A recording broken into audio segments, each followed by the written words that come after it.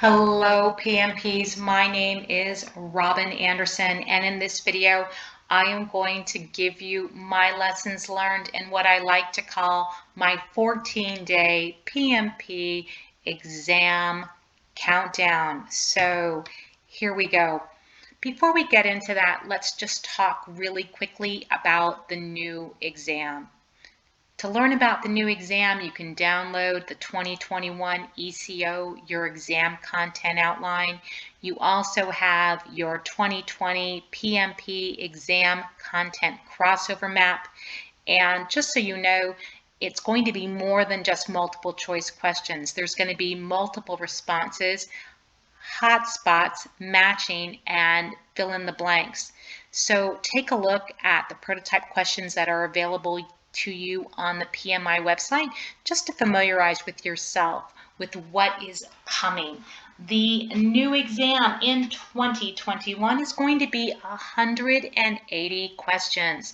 You're going to get 230 minutes to take the exam. That's 1.27 seconds per question.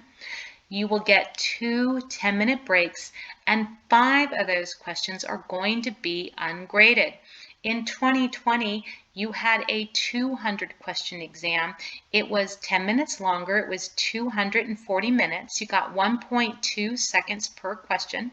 You only had 1 10-minute break, and 25 of those exam questions were ungraded.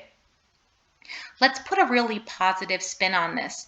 And let's say if you took the exam in 2020, you have probably seen 25 questions that could come up on the new exam. Think really positively about that. There are 3 new domains. The people domain is emphasizing the skills and activities associated with effectively leading a project team. The process domain is reinforcing the technical aspects of managing a project. The business environment is highlighting the connection between projects and organization strategy. I want you to think of your 49 processes, and I want you to assign them a number. So, or your exam domains from your 2020 exam. Initiating, give that a number 1. Give planning a number 2. Executing, number 3. Monitoring and controlling, number 4. And closing, number 5. There's a really good reason for this. And that is your 2020 exam content crossover map. So I'm going to just scroll down a little bit and take us to the people domain, and I want you to notice that if it's highlighted in blue, it was not on the old exam. It's brand new content to the 2021 exam. With that said, I want you to take a look at the column on the far right-hand side. And I want you to think of executing as the number 3. So let's take a look. People, manage conflict, interpret the source and stage of the conflict. This is something that in our 49 processes happened in executing. It was part of the resource area.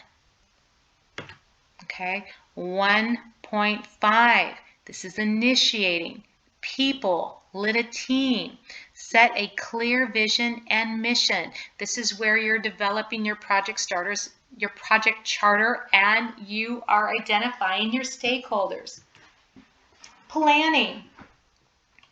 This is when you are doing your planning for your project management plans. And monitoring and controlling. So we're still on lead a team. We're still on people, support a team. And then we've got verify performance improvements. This is from monitoring and controlling. And lastly, let's take a look at process just so that you can see where closing fits into all this. Closing is going to start down where it says plan and manage scope. We've got your monitor and validate scope. You all know where that comes in our 49 processes. And then in addition to that, you've got your closing. I hope that makes you feel a little bit better. Now let's get into that countdown. So you are 14 days out. Here is your to-do list if you haven't already done it. Make sure that you've submitted your application and scheduled your exam date. If you haven't done so, get that done if you want to be 14 days out from taking the exam.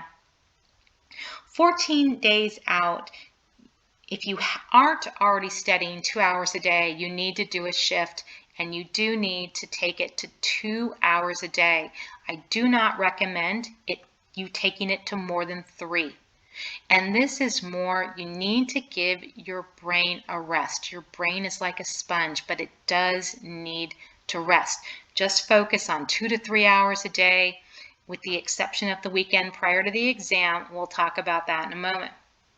Practice 50 situational questions a day. That's really important. That's one of the most important things at this point you do.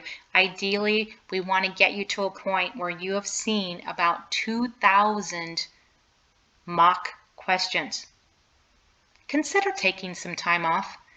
I didn't do this first round. I really wish I had. Second round, when I was getting ready to take the exam again, I was comfortable enough to go to my employer and I told them what I was dealing with, and I put myself first. I asked if 10 working days prior to the exam, if I could work half days, so get off at noon, and then the day prior to the exam and the day of the exam, if I could have those 2 days off. I had plenty of time on calendar to do that, and I'm so glad I did. It didn't mean I was studying at noon, but it did give my brain a rest between work and when I was getting ready to study. It gave me a little bit of downtime. And if you're like so many of us and you've taken 6+ weeks, so many of us have taken more than 6 weeks to study, you do need that time. So again, I recommend taking at least the day off prior to the exam and the day of the exam off, and set aside the weekend prior to the exam. We've got some special things for you to do that weekend prior. Also, 14 days out, if you have not already done so, download PMBOK 6 and the Agile Practice Guide from the PMI website. The Agile Practice Guide starts on page 795. That's where you're going to find it.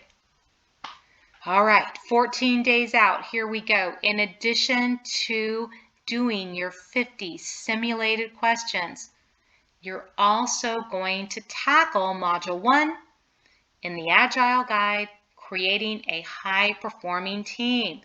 Learn to define team ground rules, build a shared understanding, engage and support virtual teams, and more. That's 14 days out. If you're saying, oh, Robin, the last thing I want to do is open up the Agile Guide because the PMBOK is so hard to read. Well, I hear you. I really, really do.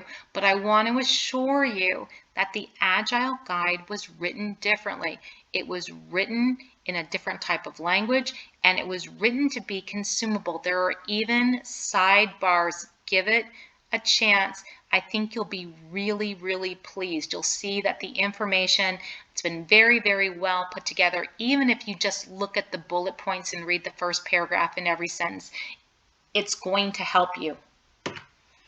All right, 13 days out, you're now on to Module 2, keeping your team on track.